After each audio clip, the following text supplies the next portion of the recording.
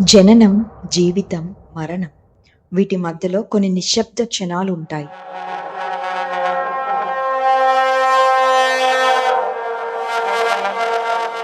ఆ క్షణంలో మన మనస్సు కొన్నిసార్లు మనతో మాట్లాడే ప్రయత్నం చేస్తుంది. ఎవరైనా మిమ్మల్ని "నీకు మనస్సాక్షి అంటూ లేదా? ఎలా ఇలా చేయగలిగావు?" అని అడిగినప్పుడు ఆ మనస్సాక్షి అంటే మీరు కాదండి. మీ లోపల దాగి ఉన్న ఒక దైవాన్ని వాళ్ళు ప్రశ్నిస్తున్నారు. ఆ దైవం పేరేంటో తెలుసా? చిత్రగుప్తుడు. అగోగ్రహ పాత్రిక అనే ఒక దివ్య గ్రంథంలో మీరు చేసే పని, మాట్లాడే ప్రతి మాట, చేసిన పుణ్యాలు, పాపాలు, ఆఖరికి పెదవి దాటని మీ ఆలోచనలు కూడా సత్యాన్ని ఇంకుగా చేసుకొని తన కలంతో అగోగ్రహ పాత్రిక అనే దివ్య గ్రంథంలోకి అనుక్షణం మీ అకౌంట్స్ ఎంట్రీ జరుగుతూనే ఉంది.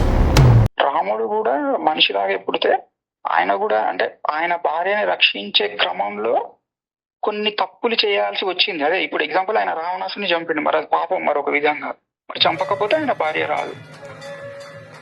అట్లనే రావణ యుద్ధంలో ఎంతో మంది సైనికుల్ని చంపాడు రాముడు. మరి ఇవన్నీ సీన్స్ కొద్ది గొప్ప ప్రక్షాళన చేయడం కోసం రాముడు కూడా అయోధ్యలో చిత్రగుప్తుడు ఆలయం కట్టి పూజించిన వృత్తాంతాలు ఉన్నాయి. గరుడ పురాణంలో గరుత్మంతుడు ఆ పరమాత్మను అడుగుతాడు, ప్రభు, యమధర్మరాజు భూమి మీద మనుషుల పాపపుణ్యాలని ఎలా తెలుసుకుంటూ ఉంటాడు అని. అప్పుడు విష్ణుమూర్తి మృదస్వరంతో ఇలా చెప్తారు, బ్రహ్మదేవుని మనస్సులోంచి జన్మించిన దివ్య జ్ఞానవంతుడే చిత్రగుప్తుడు అనే లేఖకుడున్నాడు. యముని పక్కనే ఉండి సర్వజీవుల కార్యాలను ఆయన లిఖిస్తూ ఉన్నాడు. జాతకం ఎంత నీచంగా ఉన్నా ఈ బాగలేకపోయినా చిత్రగుప్తుడిని పూజ ఆయన ఆరాధించడం వల్ల మనిషి ఫేట్ ఎడిట్ చేయొచ్చు. ఆయన ఒక విధంగా కర్మకారక బ్రహ్మ అంటారు ఆయన పురాణాల్లో. అందుకే బ్రహ్మ మానస పుత్రుడు అనేది అట్లా వచ్చింది. అంటే బ్రహ్మ తర్వాత కర్మని, ఈవెన్ బ్రహ్మదేవుడి వల్ల కూడా కాదు కర్మని ఎడిట్ చేయడం. బ్రహ్మదేవుడు ఏంటంటే ఒక ఇండెక్స్ లాగా ఇచ్చేసి టెక్స్ట్ బుక్ ప్రింట్ చేసి ఇచ్చేస్తాడు అంతే, మీరు చదవండి చదవకుండా నాకు సంబంధం లేదు బ్రహ్మ. బట్ చిత్రగుప్తుడు ఆ ఇండెక్స్ కాంటెంట్ ని చేంజ్ చేసే పవర్ ఉంటుంది. జీవి శరీరాన్ని వదిలి యమలోకానికి చేరినప్పుడు యమధర్మరాజు సింహాసనం ముందు నిలుస్తాడు. పక్కనే చిత్రగుప్తుడు తన అగోగ్రహ పాత్రిక, అదే ఆ దివ్య గ్రంథాన్ని తెరిచి ఉంటాడు. ఆయన చదువుతాడు. జీవి చేసిన పుణ్యాలు, పాపాలు, మాటలు, ఆలోచనలు ఏది దాగదు. ఆయన కలం సత్యంతో రాసేది. అప్పుడు ఆత్మకు అన్నీ తెలిసిపోతుంది. జీవితం అనేది ఒక లెక్క పుస్తకం అని, ప్రతి క్షణం ఒక లావాదేవీ, ప్రతి చర్య ఒక రాత పంక్తి అని. పుణ్యవంతులు దేవయాన మార్గం ద్వారా వెలుగు వైపుకు సాగిపోతారు. పాపాత్ములు పితృయాన మార్గం ద్వారా తిరిగి జన్మలోకి వస్తారు. చిత్రగుప్తుడు కేవలం లోకలేఖకుడు మాత్రమే కాదు, మన మనస్సులోని మనస్సాక్షి కూడా ఆయనే. మన గుండెల్లో మెల్లగా చెప్పే ఆ శబ్దం, ఇది తప్పు, ఇది చేయొద్దు, అదే ఆ చిత్రగుప్తుని స్వరం.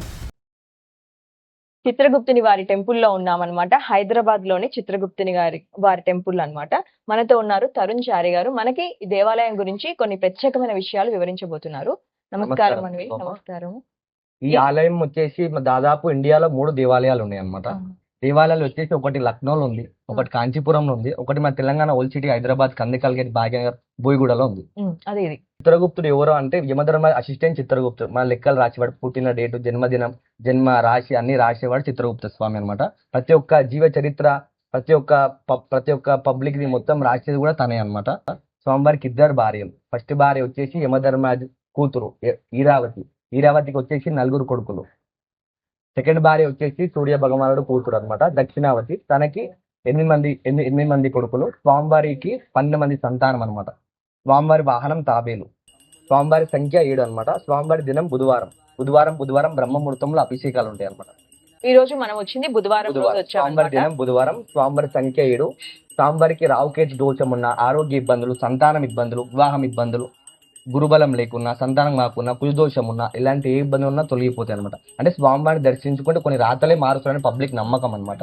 అలా 7 బుధవారాలు కంటిన్యూ అభిషేకాలు చేస్తారనమాట. అలా 7 బుధవారం కంటిన్యూ అభిషేకం చేస్తారు. అభిషేకం చేసిన తర్వాత 7వ బుధవారం స్వామివారికి ఒడ్డు బియ్యం పోస్తారు అనమాట. అమ్మవార్లకు, ఈరావతికి, దక్షిణావతికి. 7వ బుధవారం ఒడ్డు బియ్యం పోసి స్వామివారి సంకల్పం చేసుకొని మహాఆరతి ఆడికి సమాప్తమైనట్టు. తర్వాత స్వామివారి రిజల్ట్ వస్తుంది అనమాట. అవునా? ఆ, 7 బుధవారాలు చేయాలని చెప్పారు ఆ. కదా. అంటే ఇప్పుడు ఒకవేళ ఎవరైనా ఫారిన్ లో ఉన్నారంటే వాళ్ళు రాలేకపోతే రాలేకపోతే ఆన్లైన్ కూడా చేస్తాం అనమాట. ఆన్లైన్ లో డబ్బులు కట్టేసి ఆన్లైన్ లో దర్శించుకుంటే వీడియో కాల్స్ చేసి వీడియో కాల్స్ చూపిస్తాం. మళ్ళా యథావిధిగా అర్చన చేసి సంకల్పం చదివి అభిషేకం శ్రీ సూక్తం పృథు సూక్తం చదివి మేము వాట్సాప్ చేస్తాం అనమాట. మీకు ఈ దేవాలయానికి అభిషేకం కోసము డబ్బులు పంపించాల్సిన నెంబర్ మీరు నాకు ఇస్తే నేను మా వీడియోలో మేము అది ఓకే, ఆ దేవాలయం నెంబర్ ఉంటది అనమాట. నేను కింద డిస్ప్లే కూడా చేస్తాను. స్వామివారి గురించి స్వామివారి దేవాలయం నెంబర్ వచ్చేసి 6281069117. సో దానికి ఫోన్ చేస్తే మీరు స్వయంగా రాలేకపోయినా దూరంలో ఉండి చూస్తున్నా కూడా టెంపుల్ డెవలప్మెంట్ గానీ లేదా మీ ఓన్ అభిషేకానికి గానీ 7 వారాల అభిషేకానికి ఇంకా వీళ్ళు డిస్కస్ చేస్తారు మీతో డీటెయిల్స్, దాని గురించి వాళ్ళు చెప్తారనమాట. ఇంకో విషయం, చిత్రగుప్త స్వామి విద్యాపన కూడా ఉంటది. విద్యాపన అంటే చిత్రగుప్త నోము ఉంటది. ఇప్పుడు కేదారేశ్వర రథం, సత్యనారాయణ స్వామి రథం ఎలా ఉంటుందో చిత్రగుప్త స్వామి కూడా రథం ఉంటుంది అవును, విన్నాను నేను అన్నమాట. ఇది. అయితే విద్యాపన అని ఏంటంటే రథసప్తమి నాడు నోము పట్టుకుంటారు. చిత్రగుప్తునికి సంబంధించిన స్టోరీ, చిత్రగుప్తుని అష్టోత్తర నామాలు, చిత్రగుప్తునికి ముగ్గు జాలి పీట దొక్కుతాయి అనమాట. అది ఇంట్లో దంపతులు ఉంటారు కదా, అది రథసప్తమి నాడు నోము పట్టుకుంటారు. ఇంట్లో పీట పైన ముగ్గు కొట్టుకొని జాలి కొట్టుకొని గౌరమ్మ గణపతి చేసుకొని నవగ్రహాల పూజ గౌరమ్మ పూజ చేసుకొని ఆ చిత్రగుప్తుని స్టోరీ అష్టోత్తర నామాలు చదువుకొని స్టోరీ చదువుకుంటారు అనమాట. అది ఎందుకోసం చేస్తారంటే దంపతులు ఇబ్బందులు ఉన్నా, ఆరోగ్య ఇబ్బందులు ఉన్నా, గొడవలు కానీ విడాకులు కానీ సంథింగ్ ఎలాంటి ఇబ్బందులు ఉన్నా స్వామివారి రాతలు మార్చని స్వామివారిని దర్శించుకుంటే ధ్యానంతో పూజ చేసుకుంటారు అనమాట. అలా 365 రోజులు చేయాలి. ఏంటి 365 days 365 డేస్ 1 ఇయర్ ఉంటుంది ఆ పూజ అనమాట. నోము 1 ఇయర్ ఉంటుంది గైడ్ అనమాట. చేస్తారు కావాలంటే మీకు నెంబర్ 1 ఇయర్ అనమాట. చాలా పవర్ఫుల్. అమ్మవారు ఎంత పవర్ఫుల్ చిత్రగుప్త స్వామి అంత పవర్ఫుల్. ఇంకో విషయం, యథావిధిగా చాలా శుద్ధి యథావిధిగా చేసుకోవాలి దంపతులు. ఒకవేళ నెల లేడీస్ కి ప్రాబ్లం వస్తుంది కాబట్టి ఆ దినాలు వదిలేసేయాలి. మరి దాని నుంచి డేస్ కంటిన్యూ చేయాలన్నమాట.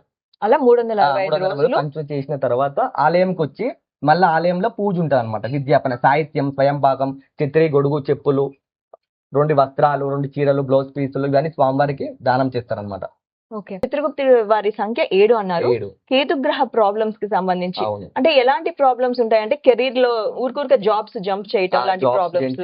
జంప్ చేయడం కానీ, ఆరోగ్య ఇబ్బందులు, డైవర్స్ కానీ, కోర్టు కేసులు కానీ, ఇలాంటి ఇబ్బందులు ఉన్నవారు, ఆరోగ్య ఇబ్బందులు దాదాపు చాలా మంది, ఆరోగ్యం, వివాహం, రావుకేతు దోషం, నవగ్రహాలకు మొత్తం అలా మంచి చెడు ఏది ఉన్నా ఎలాంటి ఇబ్బందులు ఉన్నా కూడా స్వామివారిని దర్శించుకుంటారు అనమాట. 7 దీపాలు వెలిగిస్తారు, 7 ప్రదక్షిణాలు చేస్తారు గర్భగుడి చుట్టూ, 7 దీపాలు నెయ్యితో వెలిగిస్తారు ఇంట్లో అన్నమాట. చేసుకోవచ్చా? ఇంట్లో కూడా చేసుకోవచ్చు, కానీ గుడికి వచ్చి చేసిందే ఫలితం. అంతే దేవాలయానికి వచ్చి చేసిందే ఫలితం అనమాట.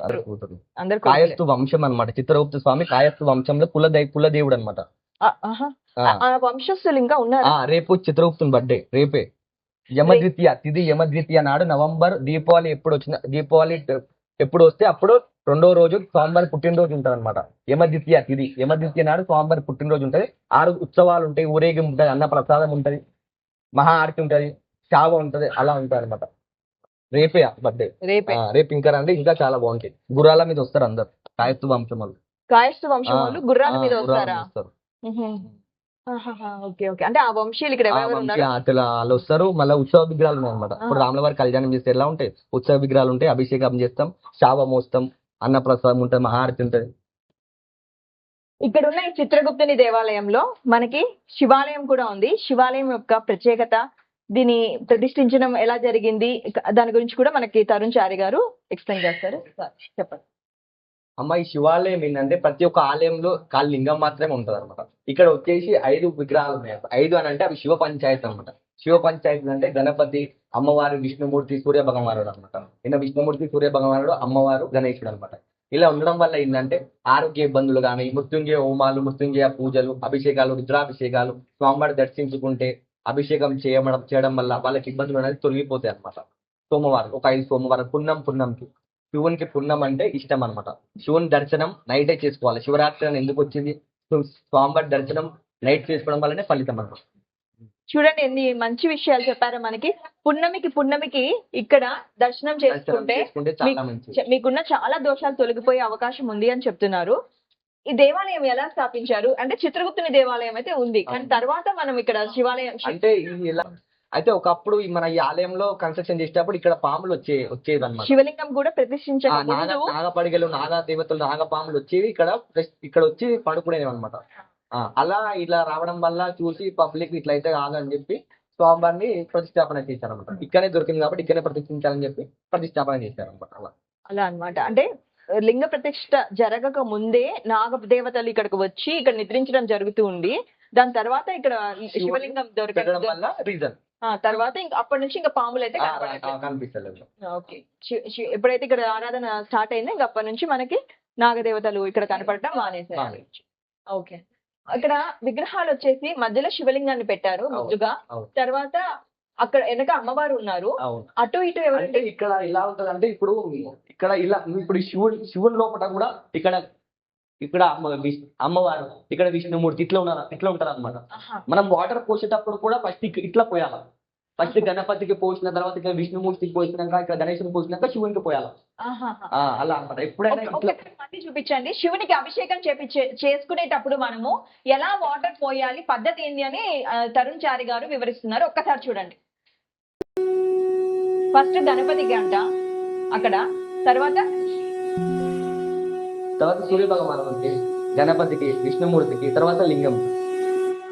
ఓకే. అలా అన్నమాట. ఆలయంలో ప్రదక్షిణాలు చేసేటప్పుడు కూడా స్వామి వారికి ఆఫ్ చేయాలి. అంటే ఇలా తిరిగి అక్కడ వచ్చి మళ్ళీ ఇట్లా తిరిగి అది దాటకూడదు అనమాట. అలా చేయడం వల్ల ఫలితం శివునికి దర్శనం ఎప్పుడైనా అలానే చేయాలన్నమాట.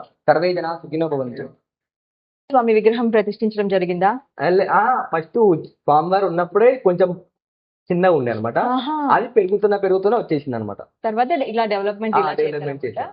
దసరా రోజు ఇక్కడ బాగుంటుందా? బాగుంటుంది, చాలా బాగుంటుంది.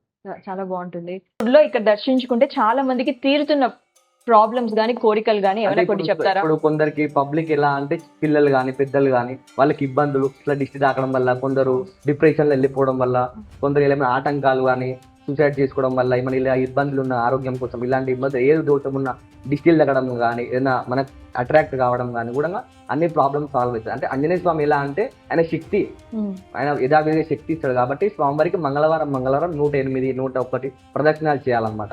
రోట్లు, గుడమాల, పచ్చి శనగలు నైవేద్యం పెట్టి సెండూరం పూజ చేయాలన్నమాట. అలా ఒక 11 వారాలు 5 వారాలు చేయాలన్నమాట. స్వామివారి మంగళవారమే దర్శించుకోవాలి.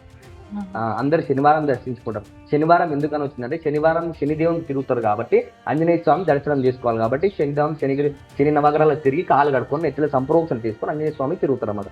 శనివారం వెంకటేశ్వర స్వామి, మంగళవారం ఆంజనేయ స్వామి దర్శనం చేసుకుంటే మంచిది అని చెప్తున్నారు అన్నమాట. దోష నివారణ పూజ చాలా బాగా చేస్తారు చిత్రగుప్తుని దగ్గర. చాలా మంది వచ్చి చేయించుకుంటారు. ఉదయాన్నే అభిషేకం టైంలో వస్తే కొంచెం మనకు తెలియని కారణాల వల్ల మనం ఏమైనా ఇబ్బంది పడుతుంటే ఆ పూజ చాలా పవర్ఫుల్ అన్నమాట. సో నా పర్సనల్ ఎక్స్పీరియన్స్ ఉంది కాబట్టి అలానే ఒకసారి బుధవారం రోజు మాత్రమే, స్వామివారి దినం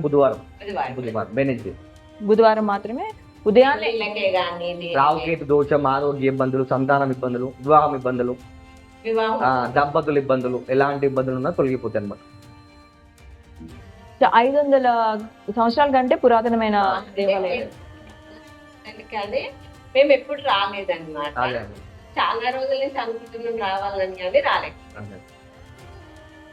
ఇప్పుడు చాలా మంది ఆరోగ్యం ఇబ్బందులు డిశ్చార్జ్ అయ్యి ఇంటికి వచ్చారు. చాలా మందికి సంతానం అయింది, చాలా మందికి వివాహాలు కుదిరినాయి, కళ్యాణాలు కుదిరినాయి, పత్రికలు పెట్టిపోయారు. నేను బొట్టు కంకణం ఇచ్చిన వాళ్ళు సాటిస్ఫాక్షన్ అయ్యారు. నాకు వచ్చిన కాలు మొక్కి వాళ్ళు ఖుషి అయిపోయారు. నిజం చెప్తున్నా, ఆంజనేయ స్వామి ముంగట కంకణం ఇచ్చిన, బొట్టు ఇచ్చిన, ఇస్తామా నిజం చెప్తున్నా. ఎందుకు మా ఫ్యామిలీలో నేను చేసుకున్నా ఇస్తా. నార్మల్ ఇట్లా కంకణం ఉంటది కదా, పూజ చేసి దేవుని దగ్గర పెడతాను. మీకు చాలా నమ్మకమా కంకణం మీద? అంటే స్వామివారి అభిషేకం అవుతుంది, అభిషేకం బొట్టు పెట్టుకుంటే చాలా మంచిది అనమాట. అలా గంధం విభూది కంకణం కట్టుకున్న రోజులు ఏదో నియమాలు, నాన్ వెజ్ తినొద్దు, శుద్ధి ఉండాలి, పీరియడ్స్ అయినా కూడా ఉండొద్దు. అదే నేను అవును కరెక్ట్ గా నేను చెప్తున్నా మాట, నా బాధ్యత కాబట్టి చెప్తున్నా. దీపావళి తర్వాత 2వ రోజున యమద్వితీయ నాడు భక్తులు ఇంకు, కాగితం, కలంతో పూజ చేస్తారు. ఆయనను ప్రార్థిస్తూ అంటారు, ఓ చిత్రగుప్త దేవా, నా లెక్కలు స్వచ్ఛంగా ఉంచు, నా మాటల్లో నిజాయితీనివ్వు, నా కర్మ ధార్మికం అయ్యేలాగా చూడు, నక్షత్రాలు మెరిసేంత వరకు, ప్రాణులు జన్మించే అంతవరకు చిత్రగుప్తుడు రాస్తూనే ఉంటాడు. ప్రపంచానికి నీతి చూపే దివ్య లేఖకుడు ఆయన. సబ్స్క్రైబ్ చేసుకోవటం మర్చిపోకండి. ఇంకొక మంచి వీడియోలో మళ్ళీ కలుద్దాం. అంతవరకు సెలవు. మీ కనక మహాలక్ష్మి.